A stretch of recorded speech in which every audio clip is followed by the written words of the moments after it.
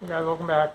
Today what we're going to do is we're going to run some vinegar through this instant water heater. You're supposed to do this once every, I think they recommend once every year or so, but it's been a couple years. I'm kind of lazy. So that's what's going to happen today. First thing you're going to want to do is you're going to want to cut the power to the unit. So these two breakers right here control the power to the instant water heater. Second thing you want to do in this process is kill the water that is feeding the water heater.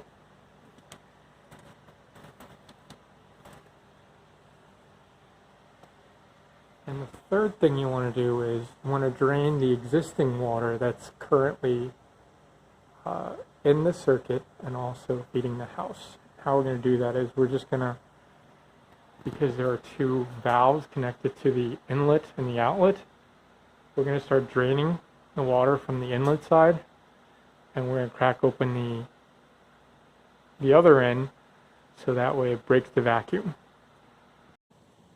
Alright, so we're draining the water out of the circuit right now. Right now all the water has been drained out of the pipes. We can close all the valves.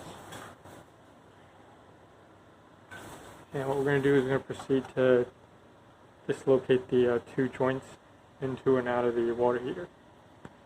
We've got the little bucket filled with vinegar. We've got a little aquarium pump.